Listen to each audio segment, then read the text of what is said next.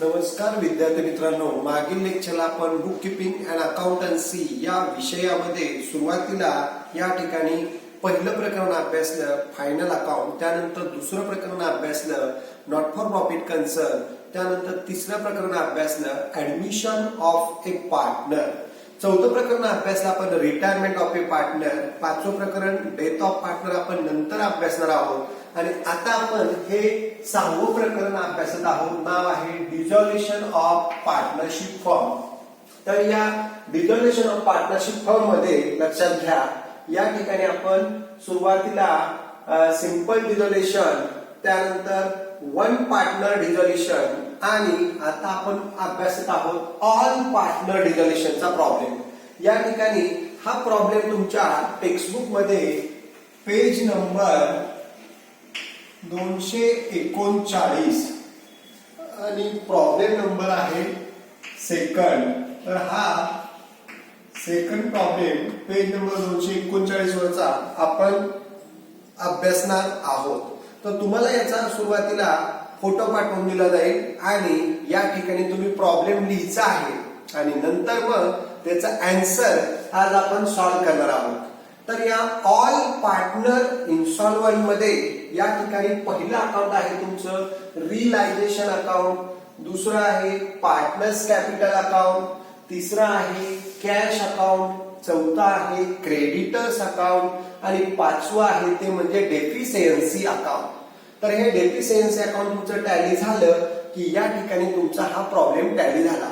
चला तर मग या ठिकाणी मी प्रॉब्लेम वाचतोय, सर्वांनी लक्ष द्या. सुरुवातीला या ठिकाणी सेकंड प्रॉब्लेम आहे बघा, बॅलन्स शीट ऑफ मेसर्स, या ठिकाणी राणे काने अँड माने, या ठिकाणी पार्टनरची नावं टाकू आपण, राणे काने अँड माने.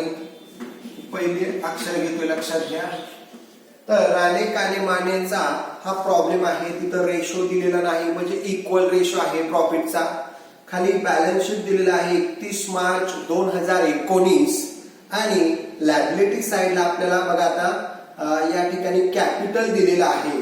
राणे 10,000, काने 6,000 आणि मानेचं कॅपिटल असेटला दिलेलं आहे.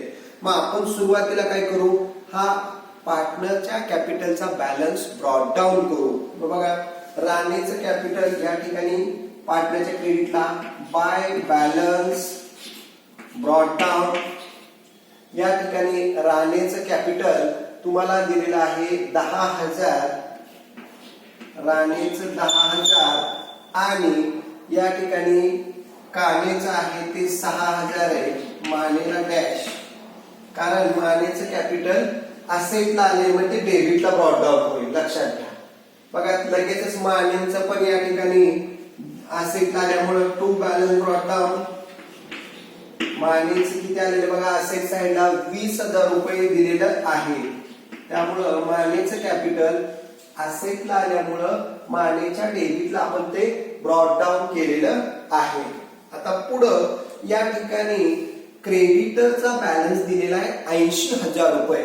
आपण हे ऑल पार्टनर मध्ये क्रेडिटर अकाउंट तयार केलेला आहे. क्रेडिटरचा बॅलन्स त्याच्या क्रेडिटला ब्रॉट डाऊन करू, बाय बॅलन्स ब्रॉट डाऊन 80,000 म्हणजे क्रेडिटरचा बॅलन्स आपण काय केलेला आहे, ब्रॉट डाऊन केलेला आहे क्रेडिटला. आणि खाली या ठिकाणी तुम्हाला दिलेलं आहे, लक्षात घ्या की राणेज लोन 20,000. आता राणेचं लोन आहे तर राणेच्या क्रेडिटला आपण ते घेऊ बाय राणेज लोन 20,000, बाकी दोघांना डॅश. अशा पद्धतीने आपण लायबिलिटी साइड पाठवली, कॅपिटल ब्रॉट डाऊन केलं, या ठिकाणी क्रेडिटरचा बॅलन्स ब्रॉट डाऊन केला, लोन होतं राणेचं, राणेच्या क्रेडिटला आपण लिहून टाकलं आणि या ठिकाणी असेटला मानेचा बॅलन्स दिला होता, असेटला कॅपिटल आलं होतं, ते मानेच्या डेबिटला ब्रॉट डाऊन करून घेतलं. अशा पद्धतीने लायबिलिटी साइड आपण संपवलेली आहे. आता पुढं असेट, या ठिकाणी सर्व असेट आपण नियमाप्रमाणे रियलायझेशनच्या डेबिटला मूळ किमतीने लिहिणार आहोत. फक्त कॅश आहे ते कॅशच्या डेबिटला जाईल. बघा एक एक असेट या ठिकाणी दिलेली बघा, फर्निचर या ठिकाणी 2 to sundry asset, to sundry asset त्यामध्ये फर्निचरची किंमत आहे 6000. त्यानंतर पुढे दिलेला आहे डेटर्स 40,000, डेटर्स 40,000. इनरला लिहिल्यानंतर आउटरला लिहू आपण. त्यानंतर पुढे दिले स्टॉक 48,000, स्टॉक 48,000. आणि मग या तिघांची टोटल लक्षात घ्या 40 40 80 88 6 94,000 रुपये. या ठिकाणी सर्व असेट आपण रिअलायझेशनच्या डेबिट साइडला या ठिकाणी पाठवलेले आहेत. आणि मग कॅशचा बॅलन्स 2000 आहे, तो कॅशच्या डेबिटला ब्रॉट डाऊन करायचं.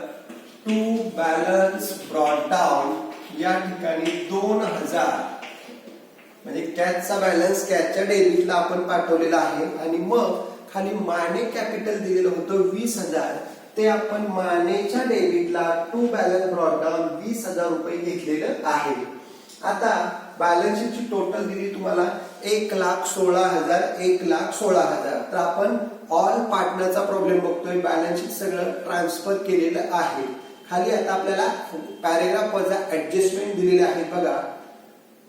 प्रॉब्लेम मध्ये बघा, due to the inability to pay the creditors, आपण क्रेडिटरचे पैसे या ठिकाणी देऊ शकलेलो नाही किंवा काय आहे ते पुढे दिलेले आहे आपल्याला बघा. द फर्म इज डिझॉल्वड, आपली फर्म काय झालेली लक्षात घ्या, डिझॉल्व झालेली आहे. काने and Mane cannot pay anything, म्हणजे कानेनी आणि मानेनी एकही रुपया घरून आणलेला नाही स्वतःच्या प्रायव्हेट इस्टेट मधून. पुढे दिलेलं आहे राणे कॅन कॉन्ट्रीब्यूट ओनली ₹3,000, म्हणजे राणेने 3,000 रुपये आणले फ्रॉम हिज प्रायव्हेट इस्टेट. म्हणजे या ठिकाणी राणेने 3,000 रुपये आणलेले, तर त्याची एंट्री या ठिकाणी आपण इथं घेऊ. Rane's account debit, sorry cash account debit to Rane's account. म्हणजे राणेने कॅश आणली, मग लक्षात घ्या या ठिकाणी कॅशच्या डेबिटला टू राणेज अकाउंट, कॅशच्या डेबिटला राणेज अकाउंट. या ठिकाणी राणेने आणलेले फक्त 3,000 रुपये. कॅशच्या डेबिटला राणे, मग राणेच्या क्रेडिटला by cash account, by cash account. राणेच्या कॉलमला 3,000 रुपये, बाकी दोघांना डॅश, काने आणि मानेला. तर अशा पद्धतीने general entry cash to Rane account 3,000 रुपये, 3,000 रुपये त्याचं आपण लेजर पोस्टिंग केलेलं आहे कॅशच्या डेबिटला आणि राणेच्या क्रेडिटला. आता पुढं या ठिकाणी पुढं फुल स्टॉप घेऊन पुढे सांगितलेलं आपलं की असेट रिअलाइज. मग आता असेट विकलेले आहेत. स्टॉक विकलाय 30,000ला, डेटर विकले 32,000ला आणि फर्निचर विकले 2,000 रुपयाला. आता सुरुवातीला असेट आपण रिअलायझेशनच्या डेबिटला पाठवलेले, विकल्यानंतर क्रेडिटला. या ठिकाणी बाय कॅश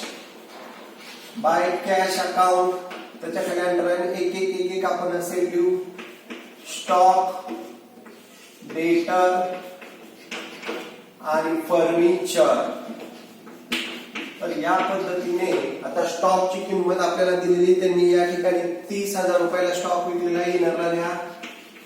डेटर्स आपल्याला दिलेले त्यांनी 32,000 रुपये आणि पुढं या ठिकाणी फर्निचर दिलेले 2,000 रुपये. आउटरला टोटली या ठिकाणी लक्षात घ्या 32 दुनी 64,000 रुपये येईल.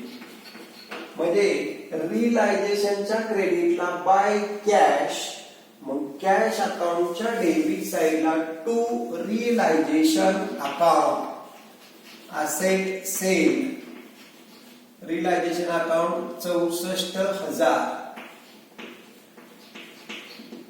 म्हणजे असेट आपण सेल केल्या कॅशच्या क्रेडिटला, सॉरी रिअलायझेशनच्या क्रेडिटला बाय कॅश, कॅशच्या डेबिटला टू रिअलायझेशन अकाउंट 64,000 रुपये. आणि शेवटी एक ऍडजस्टमेंट दिलेली आहे, रिअलायझेशन एक्सपेन्सेस अमाऊंट ₹6,000. 6,000 रुपये रिअलायझेशनचा खर्च दिलाय. आता रिअलायझेशनच्या डेबिटला टू कॅश अकाउंट कंसात एक्सपेन्सेस 6000 आउटरला डायरेक्ट घ्या म्हणजे रिअलायझेशनच्या डेबिटला कॅश मग कॅश अकाउंटच्या क्रेडिटला बाय रिअलायझेशन अकाउंट 6000 अशा पद्धतीने आपण या ठिकाणी एक्सपेंडिचर पेड केलेलं आहे आणि मग खाली सांगितलंय तुम्हाला नेसेसरी लेजर अकाउंट तयार करा तर हे लेजर अकाउंट तयार केलेत आपण रिअलायझेशन पार्टनर्स कॅपिटल कॅश हे कॉमन 3 असतातच पण ऑल पार्टनर इन्स्टॉलमेंट मुळे क्रेडिटर्स अकाउंट डेफिशियन्सी अकाउंट आपण तयार केलेलं आहे आता सर्व ऍडजस्टमेंट आपल्या झालेल्या आहेत आज सेट सेल केल्या आता कॅश उपलब्ध राहिली की आपण क्रेडिटरचे पैसे नंतर देणार आहोत आता हा प्रॉब्लेम टॅली करायचा आहे म्हणल्यानंतर रिअलायझेशन अकाउंटच्या या ठिकाणी डेबिटची बेरीज बघू किती देते लक्ष द्या व्यवस्थित सर्वांनी ज्या बाजूची मोठी टोटल आहे ती बघा डेबिटला 94,6 1 लाख किती क्रेडिटचे 64,000 आहे म्हणजे डेबिटची टोटल जास्त आहे 1 लाख रुपये तीच क्रेडिटला घ्यायची डेबिटची टोटल 1 लाख रुपये आता या 1 लाखामधून 64,000 गेले फरक आला तुमचा या ठिकाणी 36,000 आणि त्या 36,000 ला या ठिकाणी 3-4 ओळीवरती जाऊन बाय लॉस या ठिकाणी बाय लॉस आणि तो तिघांना वाटायचा आहे राणे काने आणि माने तिघांना समान वाटायचा आहे इक्वल वाटायचा आहे पहिल्या पार्टनरला 12,000 दुसऱ्या पार्टनरला 12,000 आणि तिसऱ्या पार्टनरला पण 12,000 समान लॉस वाटला आपण म्हणजे रिअलायझेशनच्या डेबिटचे 1 लाख तीच घेतली क्रेडिटला 1 लाख 1 लाखामधून 64 गेले 36,000 रुपये राहिले ते 36,000 रुपये तिघांना समान वाटून टाकले आपण आता रिअलायझेशनच्या क्रेडिटला पार्टनर मग पार्टनरच्या डेबिटला टू रिअलायझेशन अकाउंट कंसात लॉस या ठिकाणी 12,000 रुपये तिघांच्या या ठिकाणी कॉलमला येतील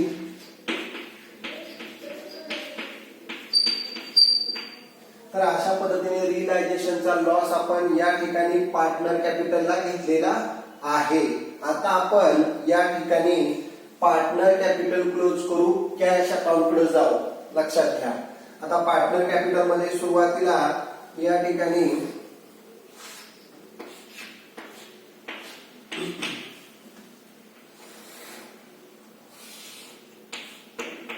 मानेची टोटल बघा डेबिटची जास्त येते 20 आणि 12 32,000 रुपये माने पार्टनरच्या डेबिटची जास्त आहे 32,000 रुपये तेच क्रेडिटला घेतली 32,000 रुपये वरती वजा करायला काही नाही तेच 32 वरती घेतले दोघांना डॅश येईल आणि त्याला नाव द्यायचं या ठिकाणी लक्षात घ्या माने पार्टनरच्या मानेची क्रेडिटला फरक आलेला आहे आता कानेची बघू त्याची पण 12,000 रुपये डेबिटची जास्त आहे तीच घेतली क्रेडिटला 12,000 रुपये या 12 मधनं 6 गेले वरती 6,000 रुपये आले कानेची पण आणि राणेची डेबिटला फरक येईल म्हणजे काने आणि मानेचा क्रेडिटला फरक आला त्याला नाव द्यायचं बाय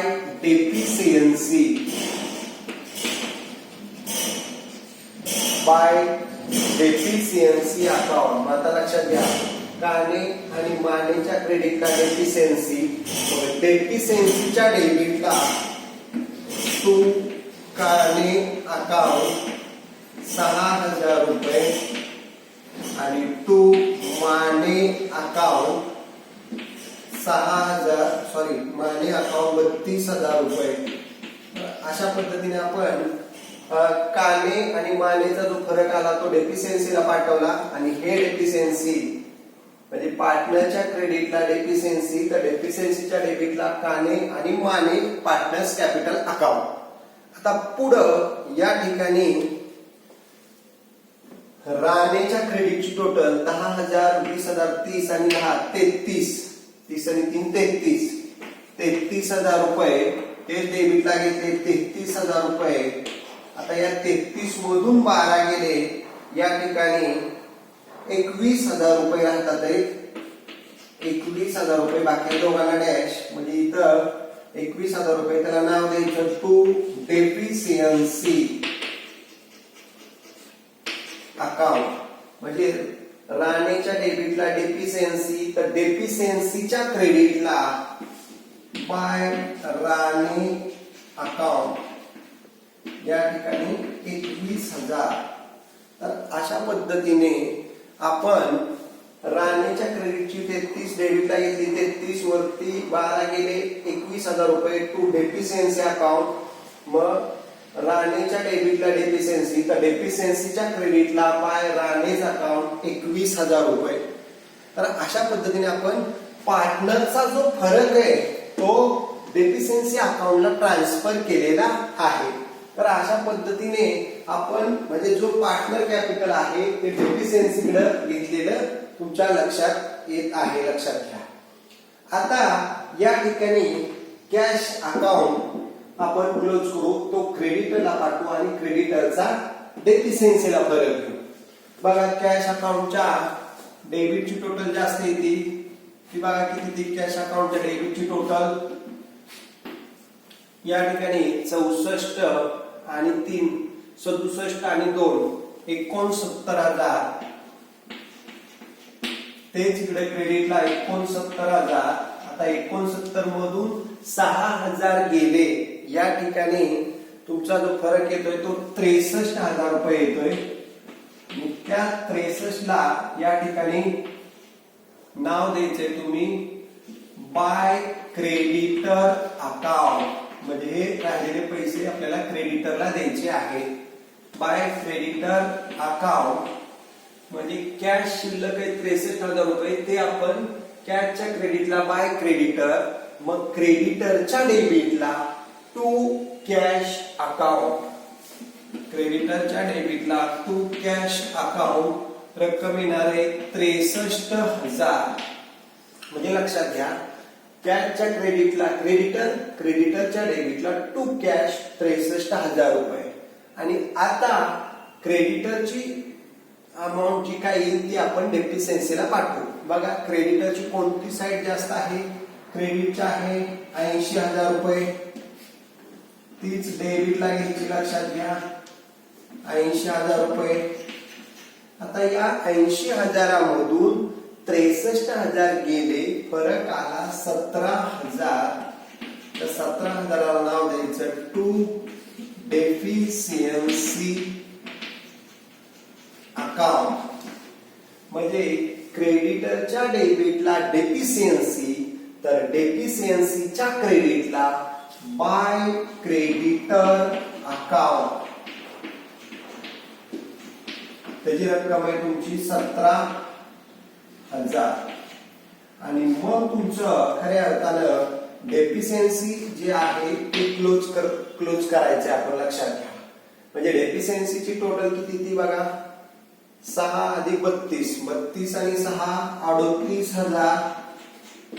आणि आता क्रेडिटची बघा 3 शून्य आहे अशी घ्या, 7 आणि 1 8 म्हणजे 17 आणि 21 38,000. म्हणजे सगळ्यात शेवटी तुमचं हे डेफिशियन्सी अकाउंट टॅली झालेलं आहे.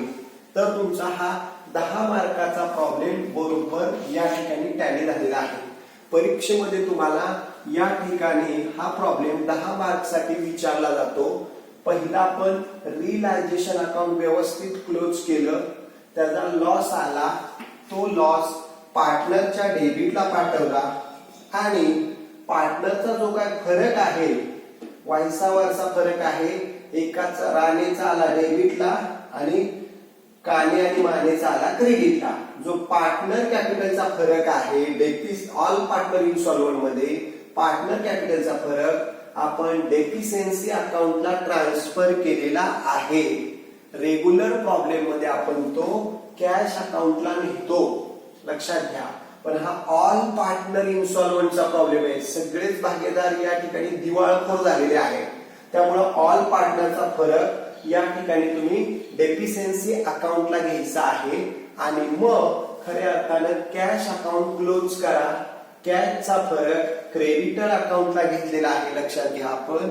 आणि नंतर क्रेडिटर अकाउंटचा फरक डेफिशियन्सीला घेतलेला आहे. आणि सर्वात शेवटी तुमचं डेफिशियन्सी अकाउंट क्लोज होतंय, टॅली होतंय.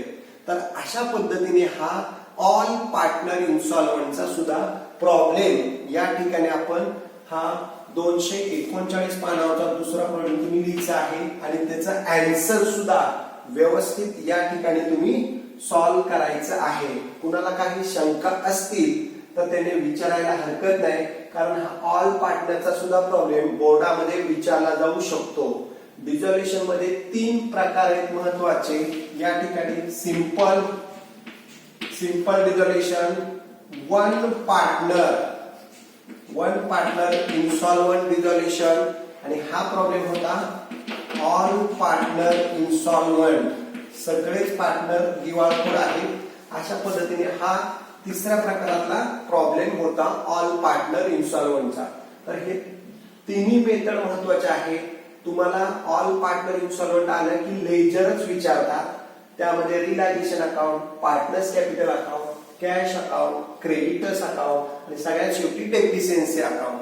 अशा पद्धतीने हा प्रॉब्लेम या ठिकाणी आपण आज टॅली केलेला आहे. कुणाला काही शंका असतील तर विचारा, पण झालेले सगळे प्रॉब्लेम या ठिकाणी तुम्ही सॉल्व्ह करा. ठीक आहे, राहिलेला भाग आपण नेक्स्ट लेक्चरला अभ्यासणार आहोत. थँक्यू, धन्यवाद.